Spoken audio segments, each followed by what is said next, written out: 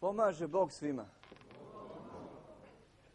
Drago mi je što sam ovdje kod vas u Šapcu, u gradu u kojem sam pre sigurno 17-18 godina često puta dolazio, ali iz drugih razloga.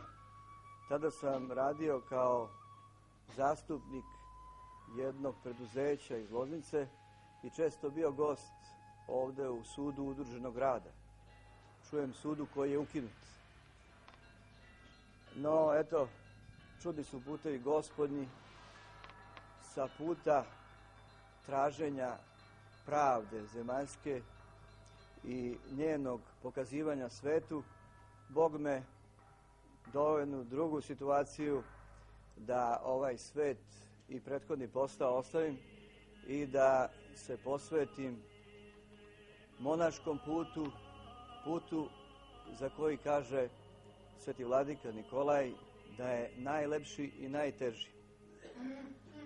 I u tom svom dosadašnjem životu monaškom susreo sam se sa mnoštvo Božjih čuda koja su me i podstakla da o ovoj temi sada već na mnogim mjestima u Srbiji i govorim, pokušavajući da ih dokumentujem i video materijalima. Ali ono što bih hteo reći ovako u jednoj uvodnoj reči, to je da prva čuda sa kojima sam se susreo bila su u mom prvom manastiru Svetih Vrača, Svetog Kozme i Damjana u manastiru Zočištu. Naime, u tom manastiru čuo sam od oca Dragana Kojića kao prvo čudo da je to manastir poznat po mnogim iseljenjima od raznih bolesti, a posebno manastir u kom su mošti Svetih Vrača davale plodove, odnosno nerotkinjama davale decu. I taj prvi kontakt s jednim velikim čudom bio je kada mi on ispričao za bračni par iz Leskovca. Zaboravio sam im ime i prezime, pošto je bilo davno, i odakle su uglavnom oni dan danas žive u predgrađu Leskovca. Oni su došli u manastir sa namerom da im se čitaju molitve za dobijanje poroda, jer 22 godine oni su bili bez dece.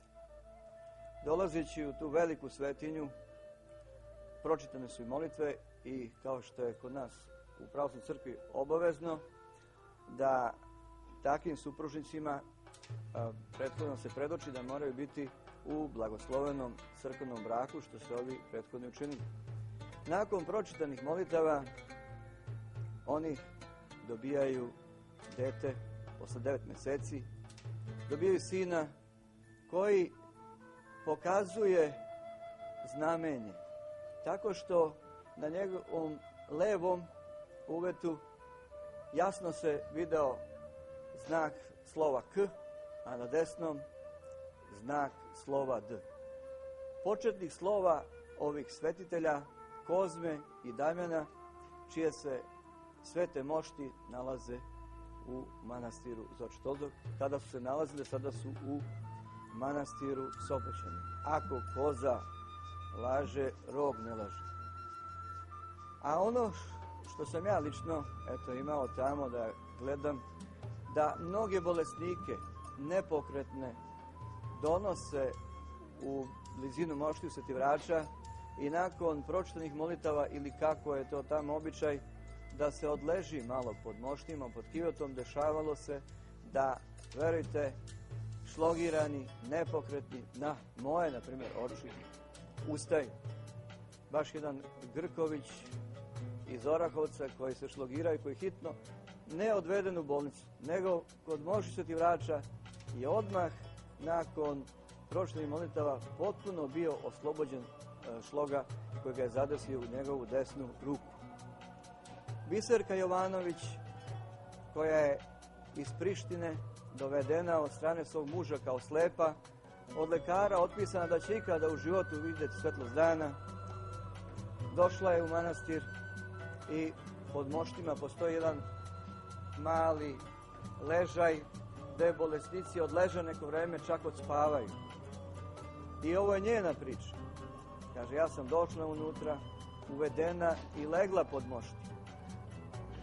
Moj muž je tu stajao, a u trenutku ja sam zaspala i odjednom trgla se i počela vikati, jao, izgoreše mi oči. Jer usnula sam dvojicu mladića koji su noseći plamen, vatru u svojim rukama, bacili mi ih u oči. Tad sam, ja se trgla, ustala i muž me pitao šta ti je. Ja sam rekla tada da vidim da sam progledala i da sam otišla sutradan kod lekara da im posvedočim ovo istinsko Božje čudo. Oni su jednostavno bili skamenjeni, zaprepašeni, jer po njihovim svim medicinskim nalazima ona je trebala da do kraja svog života bude u tami. A opet, ono što se meni lično desilo, mislim, to je da sam po dolasku kao iskušenik sreo jednu devojku, odnosno ženu koja mi se obratila ovim rečima, da ja ništa nisam ni pitao pre toga.